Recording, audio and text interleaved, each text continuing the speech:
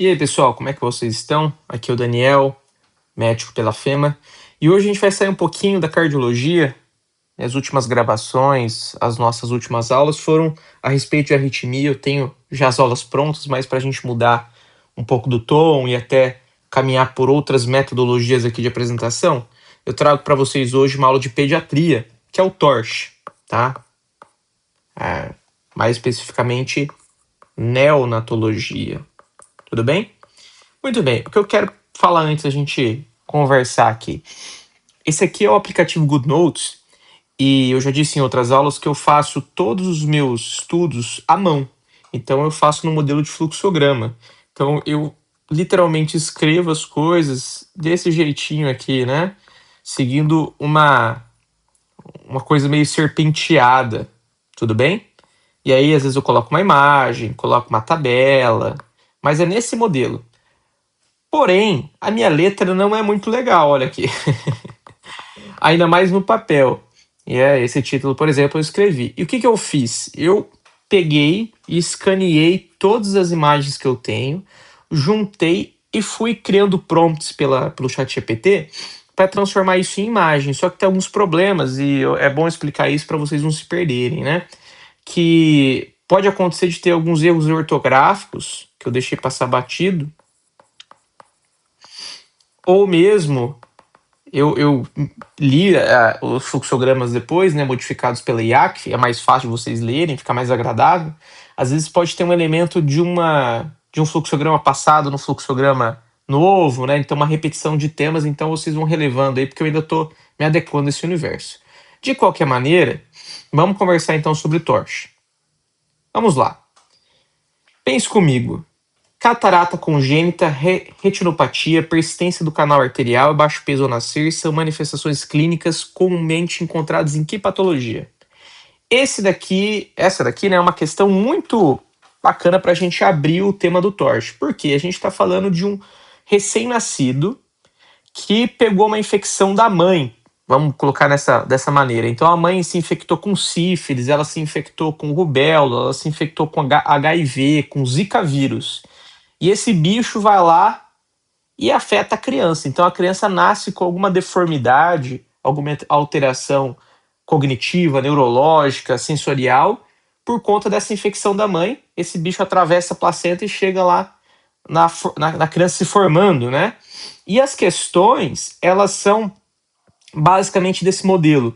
Elas dão pontos chaves, características chaves, e aí com essas características chaves, você elimina algumas entidades e vê qual que ela se parece mais. E nesse caso, a gente vai entender por que aqui se trata de uma rubéola congênita, tá?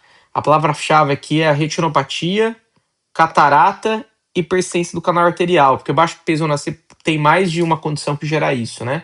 Mas a persistência do canal arterial e a catarata são bem típicos de rubéola. E por que eu falo de TORCH? TORCH é um acrônimo, então, dessas infecções que são capazes de atravessar a placenta e causar doença no concepto, que é o que eu falei logo no início. O que chama a atenção aqui da gente? Se a gente for seguir cada uma das letras, né? A gente tem T de toxoplasmose, o O de outros, e aqui entra muito em particular a sífilis, mas também HIV, varicela, zika vírus, R de rubéola, C de citomegalovírus e H de herpes simples, tá? Muito bem. E essa tabela aqui, ela é um resumo, tá? Uma tabela bem resumo do que a gente vai entender nessa aula. Essas seriam as características chaves para a hora que a gente olhar lá na questão, bater o olho e já tentar matar ali pelo menos 80% das questões no geral, né, na correria da prova. Então, por exemplo, toxoplasmose, a gente tem a famosa tetra de Sabin, que são calcificações intracranianas difusas. O paciente também apresenta corioretinite, faltou um R aqui, como eu já falei, tem alguns erros de português, perdão. Hidro ou microcefalia e retardo mental, atraso mental. A rubéola gera cardiopatia congênita, em especial a persistência do canal arterial, catarata e surdez. Já a citomegalovírus, olha que interessante, ela também gera calcificação, mas as calcificações intracranianas são periventriculares. Eu vou mostrar uma imagem para vocês diferenciando essas duas entidades aqui, tá? O citomegalovírus, a criança também nasce com peteca e desenvolve surdez. A sífilis tem muito achado, tá? Aqui é só colocou as lesões cutâneas plantares, lesões ósseas, mas tem muita coisa, eu vou mostrar para vocês ao longo da aula. Depois a gente tem herpes simples, vesículas cutâneas, varicela, são lesões cicatriciais cutâneas e malformações de membros. O Zika vírus é muito famoso pela microcefalia. E HIV, a criança ela é assintomática ao nascer, mas depois desenvolve imunodepressão, tá? De todas essas condições aqui, certamente que merece mais destaque é a sífilis, tá? Então eu vou começar por ela é mais extensa, ela tem mais detalhes e o tratamento ela acaba confundindo às vezes de acordo com o tempo de tratamento da mãe, se ela fez o tempo adequado ou não. E depois a gente tem, poderia colocar aqui toxoplasmose em segundo lugar, que mais cai junto com rubéola. Essa aqui cai menos, tá? Maravilha. Vamos falar então de sífilis. Quem é a sífilis? A sífilis é causada então pela bactéria Treponema pallidum, né? Como coloquei aqui embaixo, tá? É uma espiroqueta, tá bom? E a sífilis congênita, então, ela acontece por meio da disseminação hematogênica, ou seja, essa bactéria atravessa a placenta e chega lá no concepto, beleza? Um problema que você vê muito no dia a dia quando você roda no internato de ginecologia é que às vezes a mulher, ela tá lá na terceira gestação dela e ela tem sífilis de novo. Daniel, tem que tratar? Tem, porque sífilis não confere imunidade permanente. Então isso aqui é um problema muito grande. Onde eu estudei em Assis, isso aqui era o meu dia a dia. Lá em Assis nós temos um departamento, vamos dizer assim, chamado de FA, que é basicamente um pronto-socorro para gestante, né? Então, se a gestante tinha anemia ou ela tinha gripe, ela ia lá. Era gestante, ela tinha qualquer coisa, ela ia lá. E a gente pegava muita gestante com sífilis. E estava na segunda, terceira, quarta gravidez com sífilis. Então, não confere imunidade permanente, tá bom? E também nessa questão, a gente tem que a sífilis congênita, ela é perigosa para a gente porque só 20% dos recém-nascidos têm manifestações clínicas ao nascer. Então, às vezes a mãe fala assim: ah, eu não tratei sífilis direito, meu bebê tá bem. Não está, porque só 20% tem manifestação clínica ao nascer. Ele pode desenvolver uma série de condições irreversíveis. Mas vamos dividir isso didaticamente falando. A sífilis ela pode ser considerada, né, sífilis congênita, ou seja, você nascer com sífilis, dita como precoce ou tardia. A chamada precoce, que a criança vai ter as manifestações até 2 anos de vida ali, né? São as manifestações clínicas que eu vou determinar aqui para vocês. 80% é assintomático. As principais manifestações acontecem até o 3º mês, tá? A gente tem aqui as lesões cutâneo-mucosas, como exantema papular, nas palmas e plantas dos pés, pênfigo sifilítico, tá? Placas e mucosas com condiloma e a rinite sifilítica, que geralmente é a primeira manifestação ali da criança, ela é rica em treponema, né? Em bactéria, beleza? Maravilha. E aí uma retomada, né? Como eu falei, a IA às vezes copiou que eu mudei de um fluxograma para o outro, mas aqui a gente tem mais exemplos, né, da sífilis congênita precoce. Essa criança pode apresentar hepatomegalia, esplenomegalia, anemia, icterícia e também uma condição muito interessante chamada de paralisia de Parrot, tá? Quem falar francês pode me corrigir, mas o que é pseudoparalisia, uma falsa paralisia?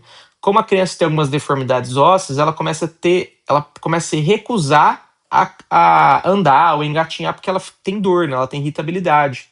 A criança também pode ter lesões como osteocondrite, sinal de Weinberg, né? E lesões oculares como a corioretinite, beleza? Exemplos das lesões aqui, a gente tem o pênfico palmo-plantar, um RN com rinite cérebro-sanguinolenta e aqui um raio-x indicando o sinal de Weinberg, tá bom? Maravilha. E aqui é um resumo, né, menos em carrossel e mais direto daquilo que pode acontecer. E é interessante que a criança ela pode ter lesões do sistema nervoso central, então uma neurosífilis isoladas, ela nem tem anemia, nem tem icterícia, nem tem hepatomegalia, mas o cérebro pode ser afetado, tá? Independente de qualquer coisa. Outras condições precoces que podem acontecer são lesões renais agudas, miocardite, ou seja, a sífilis ela pode acometer várias coisas. Só que alguns pontos aqui são bem interessantes, por exemplo, pênfico sifilítico, rinite sifilítica, pseudoparalisia de Parrot, sinal de Weinberger, são bem típicos nas provas para diferenciar da tardia que a gente vai ver já, né, agora, tá bom? Então, se aparecer esses sinais aqui, esses nomes, você associa com a sífilis congênita precoce, ou seja, uma criança abaixo de 2 anos, ela pode ter esses sinais, beleza? Maravilha. E já a sífilis congênita tardia, né? Então, a sífilis precoce não tratada, você tem uma persistência da inflamação, da infecção e cicatrização das lesões. Então, você tem as manifestações depois dos 2 anos, né? Em criança maior de 2 anos. Então, a gente pode ter a tíbia em sabre, que é o arqueamento da porção média da tíbia. Vocês podem ver aqui algumas imagens bem típicas. Fonte dimórfica, sinal de Regumerax, não sei como é que pronuncia isso, espessamento externo clavicular, anormalidades dentárias, como dentes de Hutchinson e molares em amora, tá bom? Aqui os molares em amora. A criança pode ter, aqui ele repetiu essa imagem, não era para estar aqui, eu já vou até apagar, tá vendo? Peço desculpa, mas eu descrevi isso várias vezes. Opa! Eu descrevi isso várias vezes, tirei várias vezes, mas pode ter passado batida. Ainda estou aprendendo a fazer isso daqui. Vamos lá. Voltando, não tem nenhum prejuízo. A gente tem nariz em cela, perfuração do septo nasal, enfim, as articulações de Clutton, que são derrames articulares aqui bem proeminentes, ceratite intersticial, causa cegueira, e deficiência intelectual, tá? A sífilis também pode levar à lesão do oitavo par do nervo craniano, e aí a criança pode ter surdez neurosensorial, beleza? É interessante a gente notar que existe aqui uma tríade, tá? A tríade Hudson, que é, então, na sífilis tardia, a ceratite intersticial, os incisivos em fenda e molares em amora, ou seja, esses dentes aqui com alterações, e a surdez, tá? Esses três aqui conferem, então, a tríade Hudson. Isso aqui pode cair em prova. Beleza? Maravilha. Opa! Finge que você não viu a resposta. Questão 1, para a gente dar um exemplo. Unifesp 2023. Menino de 3 meses vem apresentando irritabilidade constante e choro intenso à manipulação. 3 meses, e a hora que ele é manipulado, então ele mexe os ossos, tá? Músculo, e tem dor. Ele está em regular estado geral, choroso, descorado, tem abdômen com fígado palpável a 3 centímetros, baço a 2, sem outras alterações. E aqui um VDRL positivo. Então a gente já sabe que ele tem sífilis, beleza? Várias características que a gente acabou de descrever. Agora presta atenção na sacanagem, eu escolhi essa questão de propósito. Conceitualmente, qual manifestação tardia a doença dele pode apresentar, né? Tardia. E aí, você olha essas alternativas e a sífilis causa basicamente tudo isso. Só que ele falou pra gente de manifestação tardia. E a manifestação tardia é deficiência auditiva. Tanto é que eu faço, né, as questões pelo Estratégia Med. Acho que quase metade das pessoas erraram essa questão porque colocaram paralisia de Parrot. Daniel, se a criança tem sífilis, certo? Congênita, e ela tem, aos 3 meses, irritabilidade, choro, manipulação, ela não tem paralisia de Parrot? Sim, ela tem. Só que a pergunta aqui é sobre manifestação tardia. Que sacanagem, né? E tardiamente essa criança pode ter deficiência auditiva.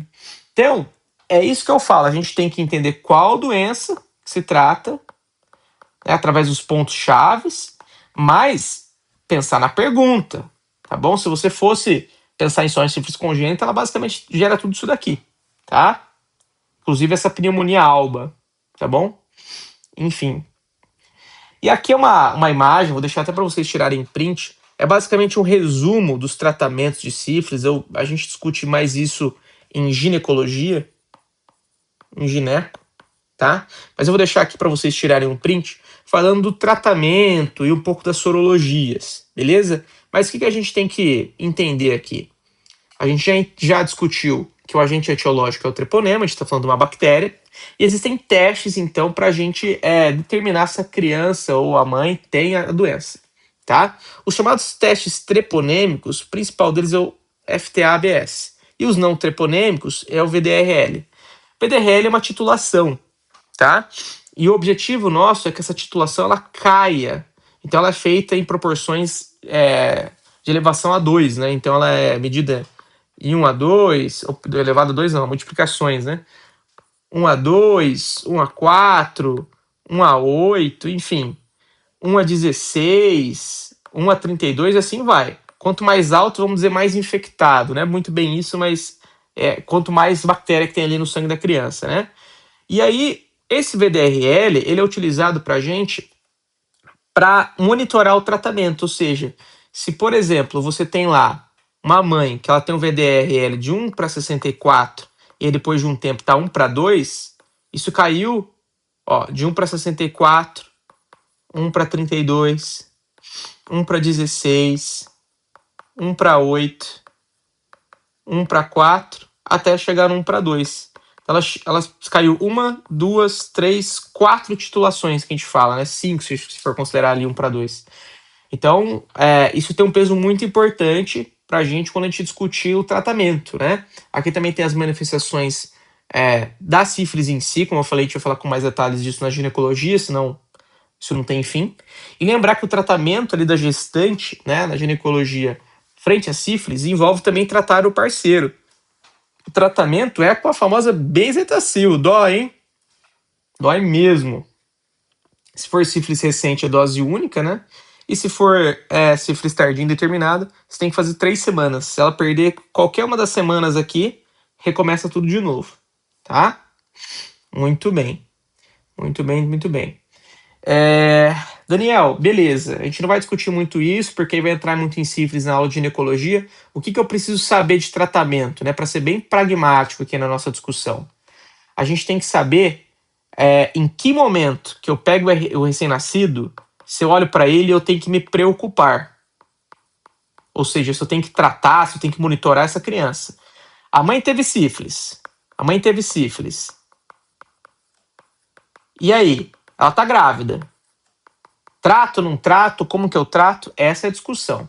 Então, a discussão ela parte da seguinte pergunta.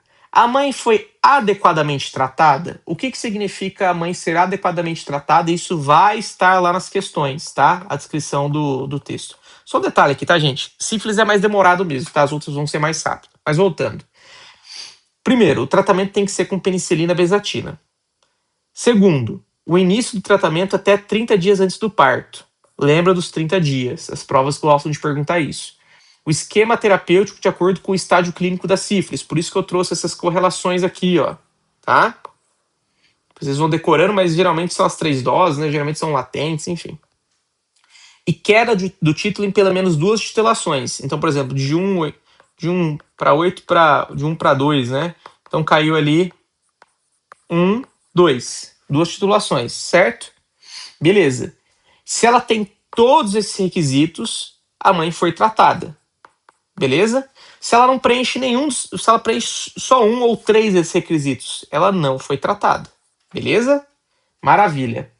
Se ela parou, por exemplo, o tratamento no meio, também não foi tratada. Esse é o primeiro ponto. Segundo ponto. A criança tem sífilis congênita em 2 eixos aqui. Se a mãe não se tratou ou fez o tratamento incorreto, ou seja, não preencheu todos esses requisitos, a criança tem sífilis congênita e pronto, acabou. Vou repetir. Tem uma criança que a mãe não tratou ou ela tratou sem preencher todos esses pré-requisitos, a criança tem sífilis congênita e acabou. Beleza? Ou se, independente do tratamento materno, se a mãe tratou ou não tratou, se a criança tiver o VDRL em qualquer titulação, mais alterações no exame físico, líquor ou radiografia, que a gente vai discutir, a criança tem sífilis congênita. Ou a mãe tratou bonitinho e a criança tem uma titulação de 2 ou mais, né, pontos acima da mãe, ela também tem sífilis congênita e pronto, acabou.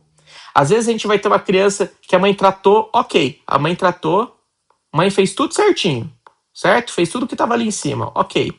E aí, a mãe tem lá uma titulação 1 para 2, certo? E a criança tem não tem nada, a criança tá bem, a mãe tratou certinho, e a criança tem uma titulação 1 para 4 no VDRL. VDRL. Essa criança não tem sífilis congênita. Por quê? Porque ela precisa de de uma titulação de 2 ou mais pontuações acima da titulação materna, tá?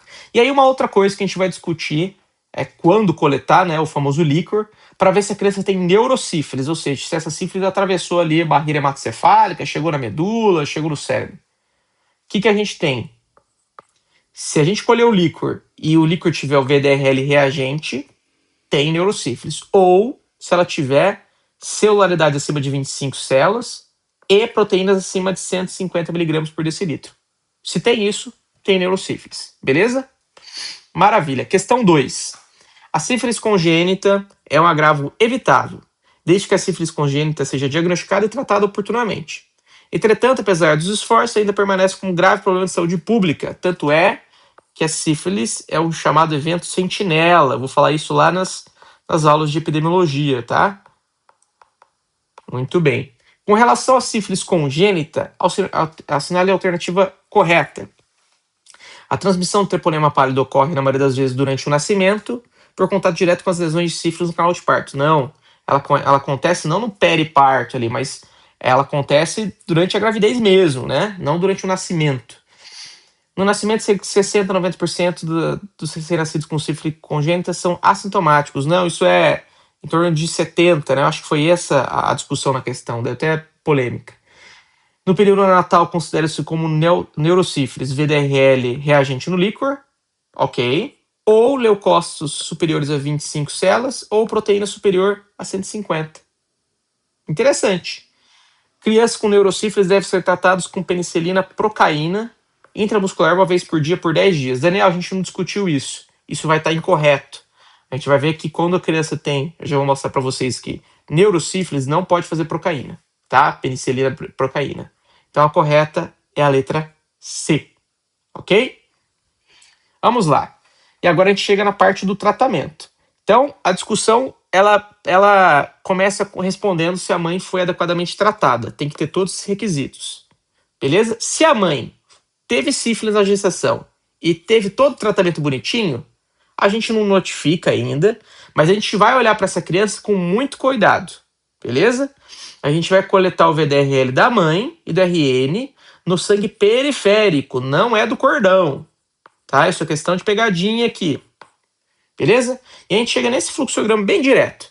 Mãe adequadamente tratada, ou seja, tem todos aqueles requisitos que a gente discutiu, certo? O que a gente faz? A gente coleta ali VDRL da mãe e do recém-nascido. Temos 3 situações. Se o VDRL do recém-nascido não for reagente e ele não tiver sintoma, fim de papo. A gente vai fazer o segmento ambulatorial, já vou descrever como. Se a gente coletar o VDRL da mãe e do RN, VDRL da criança não for reagente, mas ela tiver alguma alteração de exame físico, alguma coisa que me chama atenção, a gente tem que pesquisar as outras condições do TORCH. Beleza? Maravilha. Outra condição aqui da outra ponta. Se a gente coletou, né, a mãe foi adequadamente tratada, a gente coletou o VDRL dos dois, e o VDRL do recém-nascido foi 2 vezes maior que o materno, é sífilis congênita. Acabou. Fim de papo. Beleza? A gente vai notificar isso, tá bom? Notificação compulsória. A gente vai tratar com penicilina cristalina, já vou mostrar essas doses. E aí nós temos o segmento também que vai ser papo para daqui a pouco. E uma situação intermediária, que é a que gera confusão, é o seguinte. E se a mãe tratou bonitinho, mas aí eu pego o VDRL da criança, ele tá igual ao da mãe, ou até maior em uma titulação, certo? E aí, o que eu faço? Criança assintomática? Criança sintomática? Não é sífilis congênita. Não é sífilis congênita. Tudo bem? Maravilha. Mas, se for sintomática, a gente pensa na sífilis congênita. Lembra aqui, ó. Independente do tratamento da mãe, mas tem VDRL, qualquer titulação e alteração no exame físico, aí a gente tem que pensar em sífilis congênita. Tudo bem? Maravilha. E aí, se for sífilis congênita, você tem que colher o líquido e fazer essas correlações aqui para ver se tem neurosífilis. Maravilha? Belezinha? Vamos para a próxima discussão. Daniel, e se a mãe não for adequadamente tratada? Se a mãe não for adequadamente tratada, vamos voltar aqui. Se a mãe for inadequadamente tratada ou não tratada, a criança tem sífilis congênita e pronto, acabou. E aí, como é que a gente faz? A criança nasce, logo de cara a gente coleta o VDRL dos dois, até para ser um parâmetro depois de tratamento. Vê o hemograma da criança, coleta o líquor, tem que coletar o líquor, e faz uma radiografia dos ossos longos. Beleza? E aí a gente tem as condições aqui, ó. Se a criança tiver um exame físico normal e VDRL não reagente, a gente faz a penicilina chamada benzatina, bezetacil, 50 mil unidades IM, dose única. Tudo bem? Maravilha. Se a criança tiver aquele limbo lá do VDRL menor que da mãe ou maior ter com uma titulação, se for assintomática, não é neurosífilis. Se for sintomática, é sífilis, perdão. E se tiver o exame alterado ou VDRL reagente de qualquer titulação, a gente trata com a chamada penicilina cristalina, 50 mil unidades por quilo dose EV, a cada 12 horas nos primeiros 7 dias de vida e depois a cada 8 horas, por 10 dias. Quais são as opções terapêuticas aqui, né? A gente pode tratar com a penicilina nesse modelo, ou também pode fazer a procaína, tá bom? Que aí faz IM, não faz EV, e é por 10 dias. Só que se a criança tiver neurosífilis, você não pode fazer essa opção. Tudo bem? Daniel, toda criança que foi exposta a sífilis gestacional, mesmo que ela não tenha, o que ela tem que fazer? Ela tem que fazer o segmento ambulatorial. Tudo bem? Ela vai fazer puricultura de rotina e ela faz o VDRL nesses tempos aqui, certo? A gente tem que ter a queda dos títulos, né? E você mantém o segmento. Se tiver VDRL negativo até 6 meses, a gente fala 2 titulações em seguida ali, basicamente, né? A gente tem alta, a gente não precisa ficar coletando depois VDRL. Se aumentar em 2 diluições, né, a titulação aqui do VDRL, a gente tem que investigar e tratar novamente. Beleza? Maravilha. Se a criança tiver uma sífilis congênita confirmada, já foi tratada lá no hospital, ela ainda precisa ser acompanhada por oftalmologista, neurologista, otorrino, enfim. E a neurosífilis a gente coleta o líquor a cada 6 meses até normalização. Beleza? Maravilha. Questão 3. Lactente 3 meses, vem para a primeira consulta de acupuntura, de acompanhamento, né? De sífilis congênita com VDRL não reagente. Então, criança de 3 meses, ela teve sífilis congênita com VDRL não reagente, tá? O exame físico é normal, tá indo bem do DNPM, e no período neonatal ela realizou o tratamento com penicilina cristalina por 10 dias, beleza. Então lá no hospital ela tratou da sífilis congênita, certo? Lá na época ela tinha o VDRL de 1 para 64, certo? Hemograma normal, plaqueta normal e o VDRL 1 para 2. Leucócitos de 24 e proteína acima de 150.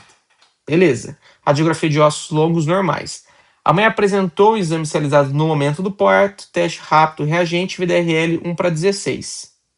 Tá? Então, se a gente comparar aqui, já estava maior que 2 titulações, mesmo sem alteração do exame físico, já indicava sífilis congênita.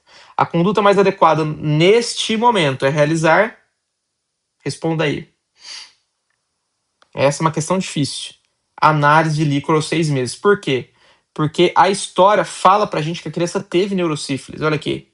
A coleta do líquor. Opa, aqui, ó. Olha aqui a coleta do líquor. Ela teve neurosífilis. Por que não pode ser a VDRL em 30 dias? Porque o VDRL tem que ser feito agora. Ela tem 3 meses, lembra? A gente mostrou essa tabela aqui do acompanhamento laboratorial, né? O VDRL tem que ser feito agora. Tudo bem? Vamos lá. Rubéola, síndrome da rubéola congênita. Então, a rubéola a gente está falando de um vírus, beleza? E a infecção materna gera também a transmissão transplacentária, por isso que leva à infecção congênita. A mãe, ela pode ter febre baixa, exantema rosa, mácula popular, enfim. Mas o que importa pra gente são as alterações no feto, né? Pra gente não se perder aqui. Principalmente cardíacas, tá? Que são as mais importantes. Essas duas aqui caem bastante em prova. Criança que tem rubéola congênita, a gente tem que pensar em persistência do canal arterial e estenose da artéria pulmonar.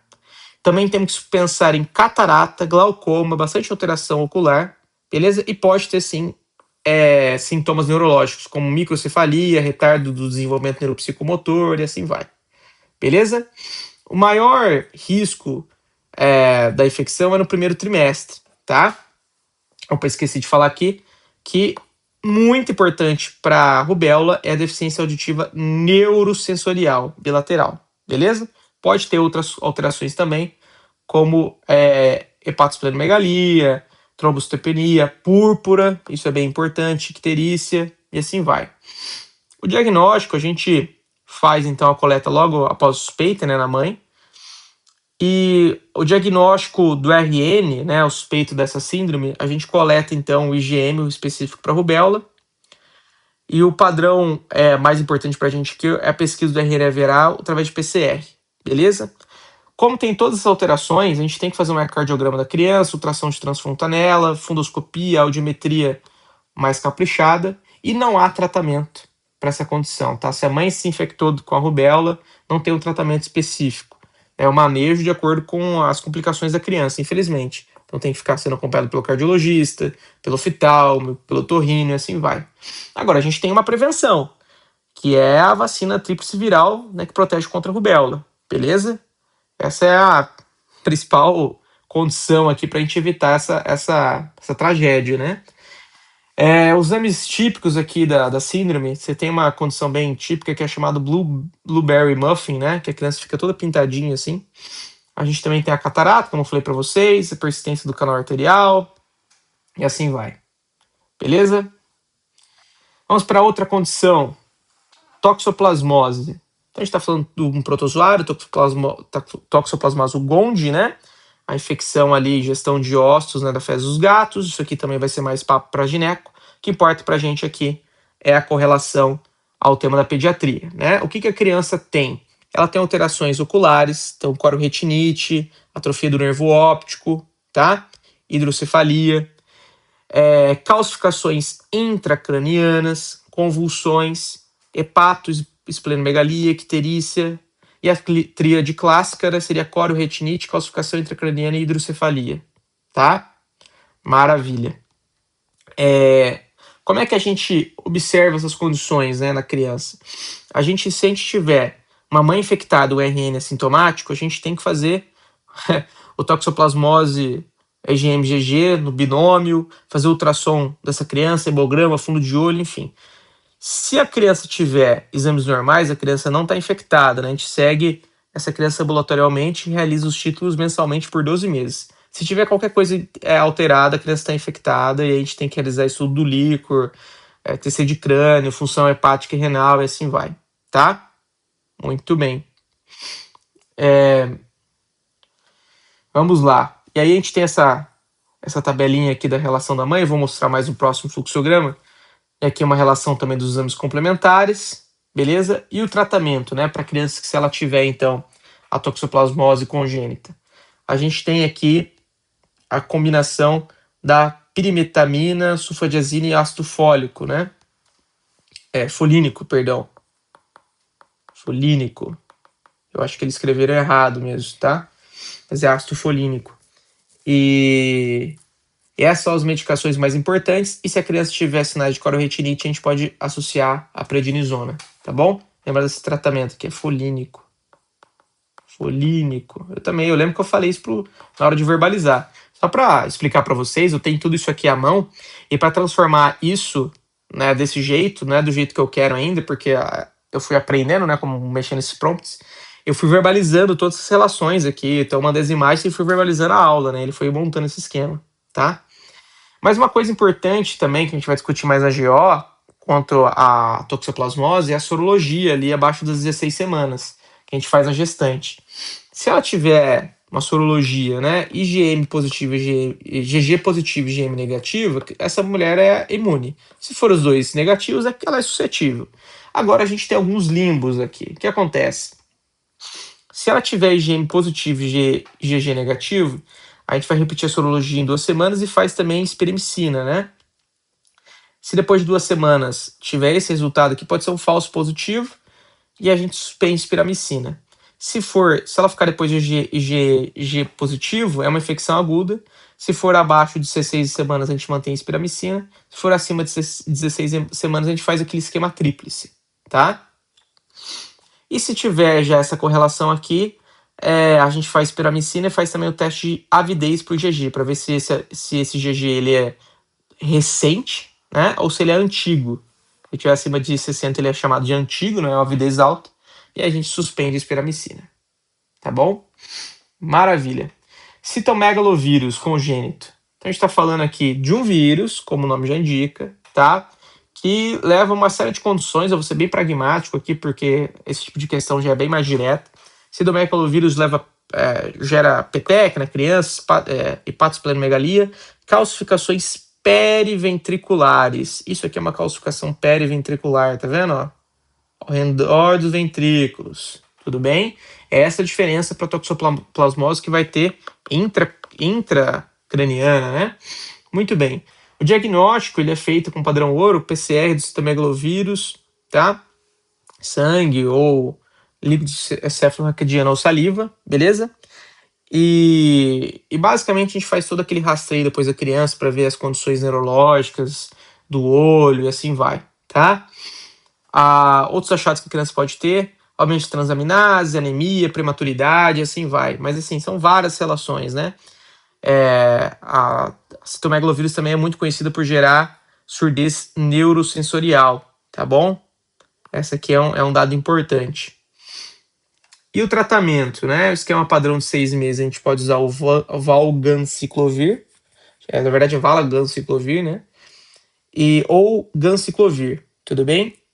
A gente tem que monitorar neutropenia, função renal e hepática quando faz essas medicações aqui. O acompanhamento e segmento dessa criança, a gente faz a audiometria seriada até 6 meses de vida, avalia manda ele para o oftalmo especializado nisso, certo? E é basicamente isso, tá? Sequelas mais importantes, surdez neurosensorial, tá? Citomegalovírus. E aqui uma finalização, né, de coisas que caem menos. Então a gente tem o Zika vírus, transmitido pelo Aedes aegypti, famoso microcefalia, que é um perímetro cefálico inferior a 2 desvio padrão, né, e grave quando é inferior a 3. A criança pode desenvolver depois hipertonia, desproporção crânio-facial e persistência de reflexos primitivos. Padrão ouro para a gente dar o diagnóstico PCR do RN viral. A gente tem que fazer um ultrassom das fontanelas para ver a questão do cérebro, tá? E a conduta, infelizmente, é de suporte fisioterapia para essa criança. Varicela congênita, a gente falando do varicela zoster, pode acontecer uma série de condições aqui, desde microcefalia, focomegalia, aborto, enfim. O soro é inútil para identificar isso, a gente pega o sangue do cordão umbilical e a conduta, às vezes, pode ser imunoglobulina anti-varicela zoster, tá? Vírus da herpes simples, a transmissão congênita é muito rara, ela gera vesícula cutânea, alteração ocular e hidrocefalia. A maioria das vezes ela foge do tema de hoje, né? Mas é uma infecção perinatal, tá bom? Aqui tem mais detalhes do Zika vírus. Coloquei mais algumas imagens aqui. Isso aqui é uma imagem, se não me engano, do livro da USP que eu tenho aqui. Do livro da USP que eu tenho aqui de radiologia, tá? São achados interessantes. Passei mais rápido aqui, gente, porque, vou ser bem sincero, de torche é uma das matérias que a gente mais aprende por questão, tá? É uma coisa que eu não gosto muito de falar, mas assim, é muita decoreba mesmo, às vezes tem muito detalhe, uma palavrinha que muda todo o jogo. E o que cai bastante é sífilis, tá? Sífilis disparado e depois rubéola e toxoplasmose, talvez. Beleza? Mas não foge muito disso. Vamos lá, a última, HIV. Quando cai, às vezes cai umas coisas muito específicas. Cuidado geral. Tratamento imediato do cordão. Na sala de parto a gente faz o banho de chuveirinho, tá? E a amamentação depois da criança é proibida. A criança não pode mamar a mãe, beleza? Essa tabela, algumas provas já pediram. É um saco decorar isso aqui, tá? Vou ser bem sincero. A gente vê então a idade gestacional e o risco da criança ter o HIV, de acordo com essa discussão aqui em cima. E frente a essa combinação de variáveis, a gente vê o uso ou não da medicação, né? Então, quando tem esse xizinho aqui, usa, e quando não usa, como o nome já indica, não usa, né? Então, baixo risco em qualquer idade gestacional, só usa a zidovudina, né? A criança tem alto risco de 37 semanas ou mais, usa esses três aqui. Eu coloquei, inclusive, os nomes, né, das abreviações. Eu já vi umas duas ou três questões, eu fiz bastante questão disso, cobrando esse conhecimento específico, tá? Isso que é um saco, tá? Eu acho que a gente não tem que ficar perdendo muito tempo com isso. Tem uma noção mais breve, beleza? HIV, assim, ela, quando cai na pediatria, cai muito sobre a amamentação, enfim. Mas vamos lá. Vamos discutir aqui as questões para encerrar a aula, que hoje eu tenho um churrasco para ir. Eu estudo pra caramba, gente. Gosto de estudar, mas hoje, de tempos em tempos, eu dou uma saída. Não no final de semana eu mando bala estudar mesmo. Lembre-se que a medicina não pode consumir a vida de vocês. Inclusive, vou sair hoje com pessoas muito legais, assim, é uma janta de amigos homens, assim, pessoas mais velhas, inclusive alguns colegas médicos, né? Tem que ter essas coisas, né, gente? Mas vamos lá. Daqui a pouquinho eu vou comer uma carninha e tomar um chopp. Mas enquanto isso, vamos para essa questão. Eu vou ser bem direto aqui, porque essa é uma questão que eu gostei bastante, ela é até simples, mas ela traz uma relação de qual palavra-chave se encaixa para qual entidade clínica, né? E a resposta é a C. Então, ó, se a gente vê aqui 3, né? 3 é toxoplasmose, calcificações intracranianas difusas, cororetinite, enfim. Quem que é 1? Sífilis, rash, báculo papular, rinite persistente, pseudoparalisia de Parrot, tá vendo? 2, quem que é 2? Rubéola, catarata, cardiopatia congênita, tá vendo? Então, associando, né, fazendo as questões, você tem esse encaixe aí das entidades clínicas, tá? Não fica uma coisa de outro mundo. Questão 5. Recém-nascida a termo, parto vaginal com 38 semanas, tá? Peso legal, retorno ao hospital 72 horas após a alta hospitalar, apresentando crise convulsiva tônico-clônica. Então, uma criança que nasceu bem e voltou depois de 3 dias com uma crise convulsiva, beleza. Realizado fenobarbital, com cessação da crise. A gente vai discutir isso na aula de neonatologia geral, tá? Eu tô terminando também de gerar os fluxogramas, inclusive estão bem mais desenhados, bem melhores, bem melhor desenhado do que essa aula de TORCH, tá? Eu fui aprendendo a trabalhar com o ChatGPT e facilita a minha leitura de vocês. Enfim, o exame físico, olha só, evidenciou hepatosplenomegalia, petequias em membros inferiores e fundo de olho com presença de coriretinite.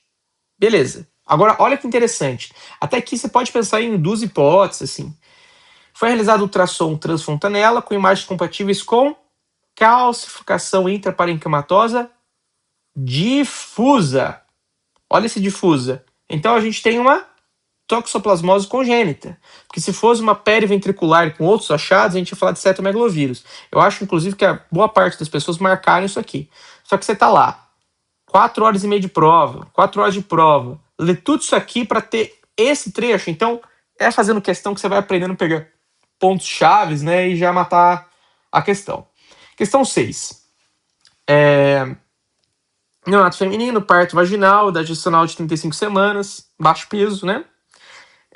Sem alterações no exame físico, apresenta VDRL 1/4. Opa! Sua mãe fez 12 consultas pré-natal, beleza? Fez todas. Sem complicações, exceto quando recebeu tratamento para sífilis gestacional. Beleza, com 3 doses, belezinha. Iniciando na 14ª semana e parceiro tratado. Ok, então ela tratou, né? Ela tratou sífilis. Os resultados do exame VDRL pré-natal foram, olha que interessante, lá no começo 1/16, depois 1/8, depois 1/2 e no parto 1/2. Então quer dizer que ele não subiu. Se ele tivesse subido, seria um problema. A conduta para esse recém-nascido é indicar apenas o controle de VDRL ambulatorial, pois o caso é de sífilis congênita improvável. Ou seja, a mãe tratou, feliz aqui a mãe, a criança apresentou um exame físico sem alterações. Nasceu baixo peso. Tá, ela nasceu de 35 semanas, né, gente? Mas não tem alterações. E o VDRL dela tá só uma titulação acima da mãe, não é 2. Então, como uma sífilis congênita é improvável, a gente vai fazer o controle do VDRL ambulatorialmente para ver se isso cai. E se esse VDRL subir, e a gente vai ter que coletar líquor e tratar, e aí é outra história que a gente discutiu lá atrás. Questão 7. A cliente de 12 dias vem para a primeira consulta da puericultura, né? Tá. A mãe apresentou IgM-IgG reagentes para toxoplasmose gondii no 3º trimestre. Tá. Inicialmente, ambos eram não reagentes, evoluindo com evolução progressiva nos exames subsequentes e fazendo uso de espiramicina até o final da gestação. Complicado, hein? Recém-nascido apresenta ultrassom normal, né? Foi o parto vaginal, a termo, peso adequado, sem intercorrência. Beleza. Na investigação complementar, olha aqui, a gente tem um achado de retinocoroidite ativa, certo? E a sorologia coletada com 15 dias de vida mostra que ela tem a sorologia positiva. Foram excluídas outras infecções congênitas, maravilha. E aí? Então essa criança tem toxoplasmose congênita. Qual que é o tratamento? Marca aí. Tratamento é o tratamento triplo mais prednisona porque ela tem uma alteração oftálmica. E aí, o principal alteração laboratorial é a neutropenia, tá? Diante desse tratamento. Aqui, ó, é ácido folínico, tá bom? Como eu falei aquela hora, não é ácido fólico. Isso aqui também é questão de prova, tá? Às vezes eles colocam ácido fólico, ácido folínico, é ácido folínico. Muito bem, questão 8. Gestante sem pré-natal, inicia trabalho de parto prematuro com 35 semanas e não tem nenhum problema durante o parto. Ao examinar, a gente percebe se a criança com petequia, icterícia, e aí, logicamente, o colega pediatra pensa em infecção congênita. E aí, essa questão, se vocês pararem e responderem ela, todos estão corretos, porque ele na verdade, é uma questão que ela envolve possíveis hipóteses diagnósticas, ou seja, se ele tiver uma sorologia para citomegalovírus e detectar o citomegalovírus na urina e pois a mãe teve gene positivo para citomegalovírus, confirma. Se a gente fizer lá se a mãe apresentou IgG e gene positivo para toxoplasmose, você tem que fazer os cuidados com a criança, inclusive a ecografia de ultrassom de transfontanela e fundoscopia. É como se ele estivesse testando as hipóteses aqui, né? Então todas elas estariam válidas, tá? Maravilha. Outra questão, a gente está acabando já. Gestante com VDRL positivo não fez tratamento adequado. Opa! Foi iniciado tratamento no recém-nascido, porém, mãe descontinuou o segmento. Isso aqui é muito típico, tá, gente, da realidade, infelizmente. Sobre a falha do tratamento da sífilis no segmento dessa criança, assinar a alternativa correta. O que vocês acham? A correta é a A. As crianças deverão ser submetidas à punção lombar completa. A gente tem que ver se essa criança não tem VDRL, beleza? Mesmo com o histórico de tratamento prévio. Por quê? Porque a criança não terminou aqui o tratamento corretamente. A mãe não fez o tratamento, a gente começou na criança o tratamento e a mãe não continuou nem na criança. Então, começa meio que do zero a coisa, tá? Mesmo com o histórico de tratamento prévio, porque nenhum desses tratamentos foi correto, nada se preencheu, enfim. E aqui, tchau. Olha a minha letra que linda. Tchau, colegas. Agora eu vou para o churrasco. Belezinha? Espero que não tenha sido muito cansativo para vocês. É sempre um prazer aprender com vocês. Fiquem com Deus e até a próxima aula.